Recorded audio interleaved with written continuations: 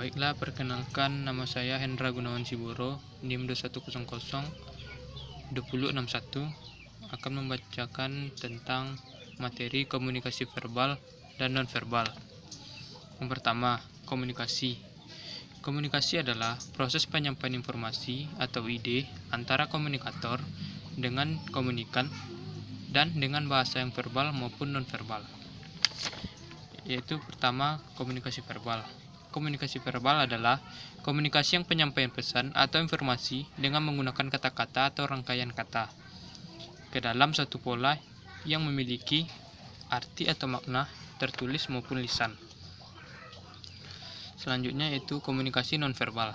Komunikasi nonverbal merupakan tindakan dan atribut lebih dari penggunaan kata-kata yang dilakukan oleh komunikator kepada pihak lain atau komunikan dengan menggunakan pertukaran makna untuk penyampaian umpan balik. Contohnya, dengan mimik wajah, tatapan mata yang akan meyakinkan seorang pendengar, gerakan tangan, dan senyuman yang mengindikasikan bahwa dia sedang berbahagia. Selanjutnya, unsur-unsur penting dalam komunikasi verbal, yaitu yang pertama, menggunakan bahasa. Bahasa merupakan suatu lambang dalam komunikasi verbal. Yang kedua, menggunakan kata. Kata adalah unit dari lambang yang melukiskan orang, kejadian, atau benda. Biasanya kata ini baik yang tertulis, lisan, maupun elektronik. Selanjutnya, unsur nonverbal. 55% kepercayaan orang terhadap komunikator ketika berbicara itu diambil dari vokal suara, tinggi rendahnya suara saat berbicara, daya tekan dari intonasi, setiap intonasi yang dikeluar, dan ekspresi muka dan body language. Berarti, orang jauh lebih percaya kepada bahasa nonverbal dibandingkan dengan bahasa yang sudah kita desain atau bahasa verbal. Karena 55% itu tidak cukup, makanya gabungan dari komunikasi verbal dan komunikasi nonverbal menjadi satu kesatuan yang utuh yang dipakai saat proses komunikasi itu pun terjadi. Selanjutnya, kategori komunikasi nonverbal. Yang pertama yaitu pribadi atau individu. Pribadi atau individu ini adalah kebiasaan seseorang, misalnya mengedipkan mata. Yang kedua, budaya. Kebiasaan pada orang pada suatu kelompok masyarakat. Contohnya, orang Jawa, dia kalau menunjuk suatu tempat atau orang, dia tidak menunjuk seperti ini dengan jari telunjuk, tapi dia lebih ke jari jempol yang mengindikasikan sangat sopan. Yang ketiga, profesional. Profesional adalah kebiasaan yang dilakukan pada profesi tertentu. Seperti orang yang bekerja di level tinggi, maka dia juga akan menggunakan setelan atau baju yang tinggi supaya dapat menyesuaikan. Yang keempat, kebenaran umum. Kebenaran umum ini dilakukan atau hampir diakui dan dilakukan di semua bumi. Contohnya, saat sedih, air mata keluar, tertawa menandakan atau mengindikasikan seseorang lagi bahagia. Yang terakhir yaitu random. Contohnya, saat kita bersin, tidak mengganti saat kita berbicara dan kita bersin, itu tidak akan mengganti suatu pesan yang ingin kita sampaikan.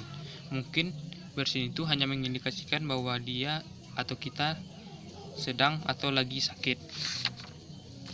Selanjutnya yaitu 5 fungsi komunikasi verbal, 5 fungsi komunikasi nonverbal dengan komunikasi verbal, yaitu menurut Jalaluddin.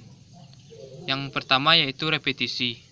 Repetisi itu adalah mengulang gagasan informasi secara verbal. Misalnya seseorang berbicara dan verbalnya, bagian nonverbalnya juga mengindikasikan sesuatu yang dilakukannya verbal. Contohnya misalnya dia berbicara menangis dan dia pun nonverbalnya dia mengeluarkan air mata seakan-akan dia juga menangis. Yang kedua yaitu substitusi. Substitusi itu atau disebut dengan mengganti, yaitu mengganti lambang-lambang verbal dengan nonverbal. Contohnya, saat kita memanggil orang atau menyapa orang tanpa berbicara pun, kita bisa memanggil orang dengan bahasa nonverbal, misalnya dengan melambaikan tangan atau mendadah atau melambaikan tangan. Selanjutnya yaitu kontradiksi. Kontradiksi ini adalah menolak pesan verbal dan memberikan makna lain terhadap pesan verbal. Contohnya, seseorang yang memuji tapi mencibir.